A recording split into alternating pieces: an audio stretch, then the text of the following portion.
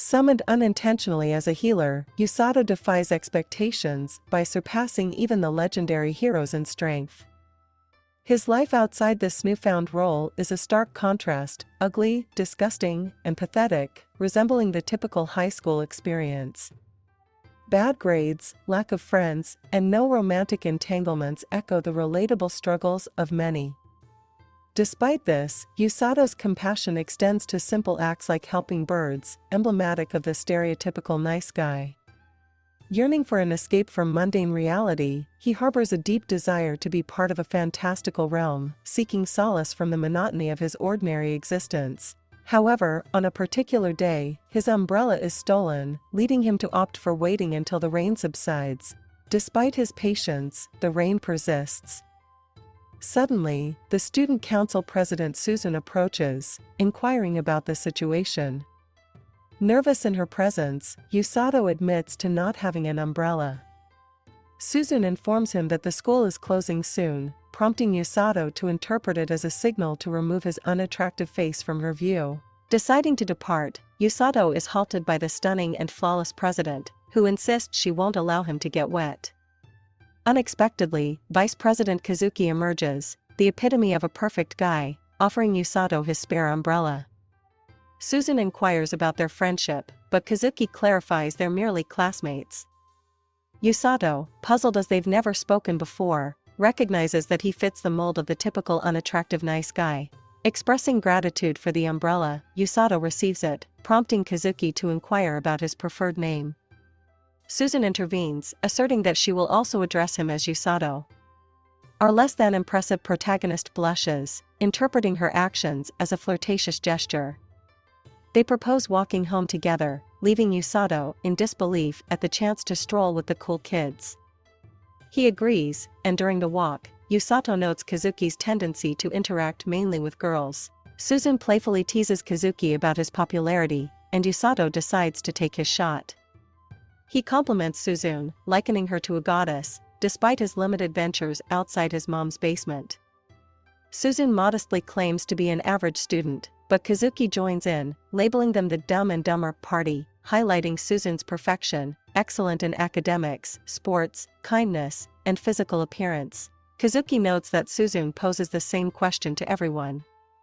Susan responds, explaining her curiosity stems from having no goals of her own. Usato inquires why she lacks goals, and she discloses that she achieves all her objectives rapidly. She admits feeling isolated due to this, sensing she doesn't belong. However, Usato believes they share similarities, both experiencing a sense of disconnect in their lives. Suddenly, Susan and Kazuki halt upon hearing a bell. Leaving Usato, puzzled, questions the cause.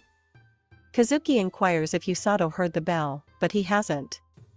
The bell rings again, louder this time, yet Usato remains oblivious. As he approaches, a magic circle materializes beneath them. While Kazuki panics, Usato calmly states the truth, they're being summoned to another world. Kazuki dismisses Usato as crazy, but Susan's reaction surprises them.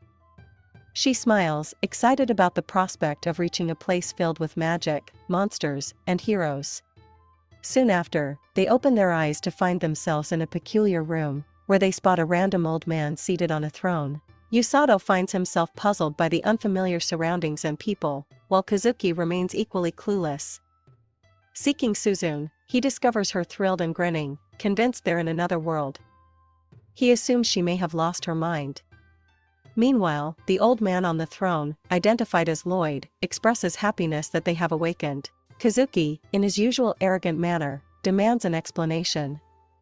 Lloyd introduces himself as the King of Linger, leaving Kazuki perplexed. However, Susan appears delighted by this revelation.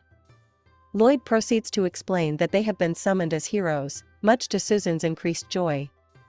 The king shares the grim details, the resurrection of a demon lord and ongoing attacks on the kingdom for the past 2 years. The kingdom's last resort was using a forbidden spell to summon heroes from another world to combat the individual wronged by his wife. Susan consistently displays excitement at every new revelation. Kazuki, in his typical blunt style, accuses the king of selfishness for involving them in this unwanted task. He urges them to be sent back to their world, but the king explains the summoning only works in one direction. Ignoring the desperation of the kingdom, Kazuki remains indifferent, emphasizing their family ties. Growing angrier, Kazuki faces the threat of soldiers aiming their weapons at him. Yusato intervenes to pacify him, and Kazuki reluctantly heeds the advice. The king approaches, kneeling before Kazuki, and promises to find a way to send them home after completing the mission. Others follow suit in kneeling, and Susan questions the king's use of the term heroes. The king instructs his mage, Welsi, to explain. She discloses that the summoning spell targets individuals with the potential to become heroes, evident when they hear the bell. Susan and Kazuki comprehend this condition but realize Yusato is an exception. They question if he genuinely heard nothing, and he confirms, indicating he ended up here accidentally, unwanted by his parents and in this world, just like them. They enter Welsi's room for a magical aptitude test, involving touching a crystal ball to determine their magical abilities. Susan eagerly anticipates the test, while Welsi prepares. Kazuki questions Yusato's feelings about the situation, and although Yusato is fine with it, Kazuki expresses his discontent about being summoned against his will, feeling unwanted. Yusato brushes off Kazuki's concerns, stating that this is all he ever wanted. Kazuki observes Yusato's seemingly relaxed attitude but points out that Susan is the odd one in their group, being a typical weirdo. They share a moment of agreement on that, with Kazuki thinking Susan is an optimist. Yusato, however, knows her enthusiasm aligns with her fantasy dreams. The crystal ball suddenly glows, signaling Susan to start her test. She excitedly touches it, and a yellow glow appears. Welsi reveals Susan's ability to use thunder magic and her substantial mana. Kazuki notes her happiness, while Yusato recognizes that this magic aligns with her fantasy dream. When Kazuki touches the crystal ball, it turns white, signifying a light attribute. Susan, in her nerdy excitement, suggests using a laser beam, but Yusato interrupts, telling her to stop. Though annoyed, Susan reveals she likes that quality in a man. Yusato feels shattered, realizing Susan isn't the perfect girl he thought she was, but rather a bit of a freak. Welsi explains that light magic is potent, especially against the demon lord. Yusato decides to give it a try, but instead of the anticipated white light, there's a flash of green. Susan and Kazuki find the color beautiful and calming, prompting them to inquire about the attribute. However, Welsi is visibly distressed and rushes Yusato back to the throne room. The king, confused, asks if they've checked their aptitudes. Welsi confirms, praising Kazuki and Susan's potential, but raising a concern about Yusato. The king jokingly questions if Yusato has the power to control darkness, only to be shocked when Welsi reveals his attribute turned green.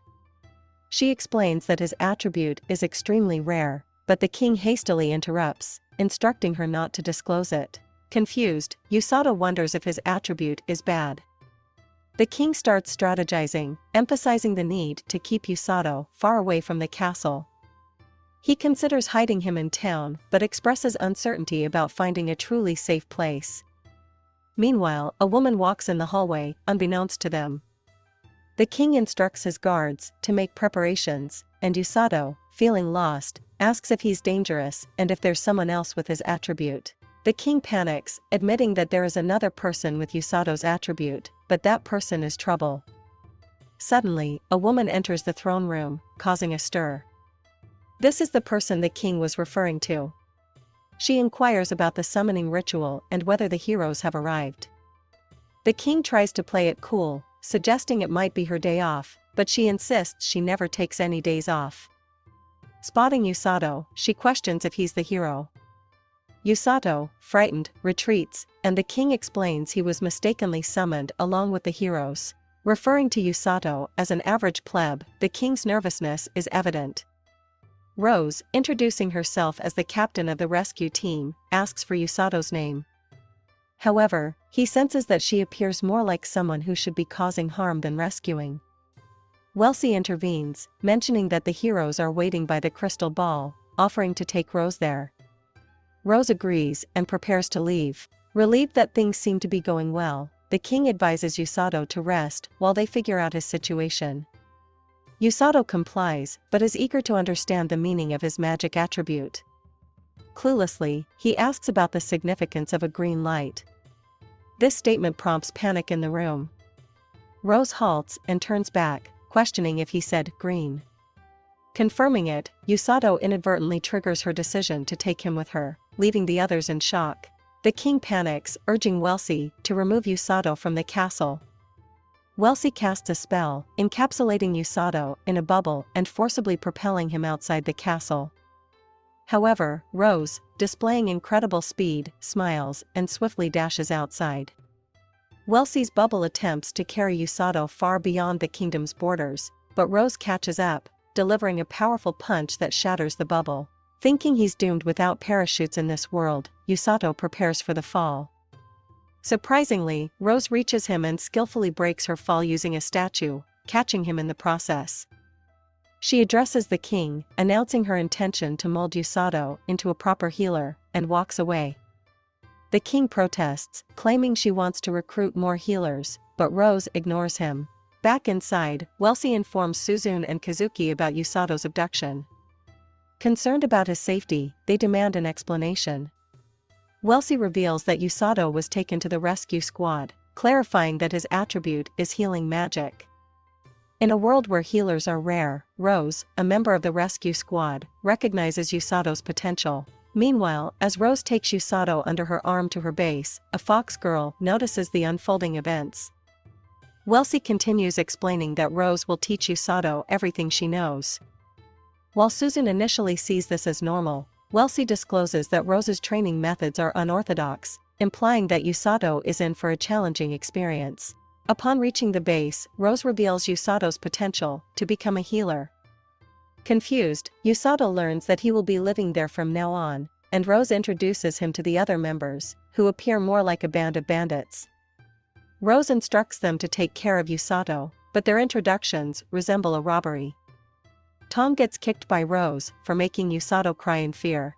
The gang, part of Rose's squad but not healers, explains that the squad has only 2 more healers stationed elsewhere. Rose insists on personally teaching Yusato about healing magic, much to his dismay. Panicking, he tries to request another instructor, but Rose ignores him, declaring that training will commence the next day. Ordered by Rose, Tong shows Yusato around the place, leaving him in the company of the bandit-like gang. They warn him about the miserable life ahead under Rose's tutelage. Despite initial worries, Yusato realizes there's no point in fretting and eventually falls asleep during the night. With that, our episode comes to an end. Feel free to comment if you're interested in following more of this exciting series. Thanks for your time. If you stayed until the end, please like and subscribe for more.